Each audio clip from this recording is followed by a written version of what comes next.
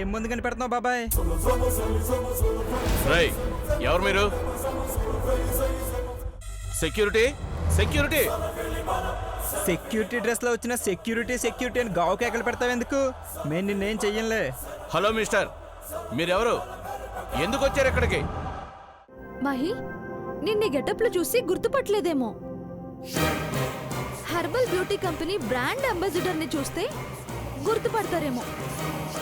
పార్వతి,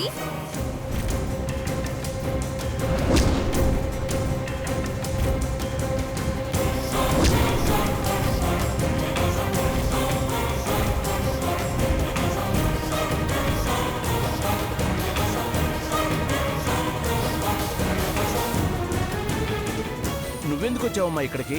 ఏ భయం అవుతుందా సారు? తప్పు చేస్తున్నారా ఏటి? ఏయ్, ఏం మాట్లాడుతున్నావు? నేనేం చేశాను? దబాయించక బాబాయ్, కొంచెం కూల్ గా మాట్లాడుకుందాం.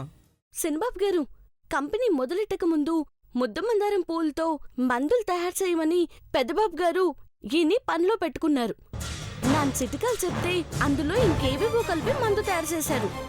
ఇప్పుడేం మందు కలిపి కల్తీ చేసావురా? ఏ మిస్టర్, మర్యాదగా మాట్లాడు. పాస్పరిక్ యాసిడ్ 2% కి బదులు 16% వాడాడు.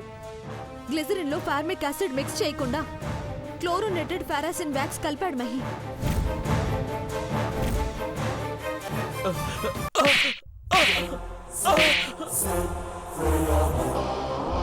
రాస్కెల్, చెప్పరా, ఈ ఫార్ములా మార్చమని ఎవరు చెప్పారు? ఎంత డబ్బు ఇచ్చారు? చెప్పరా, చెప్పు చెప్పు చెప్పరా. నాకు తెలియదు సార్, నన్ను వదిలేయండి. ప్రాణాలు వదిలేస్తున్నాడు చెప్పు, వదిలేస్తావు. నువ్వు చేసిన పనికి ఎంతమంది అమ్మాయిలు పేషెంట్లు అయ్యారో తెలుసా? తెలుసా?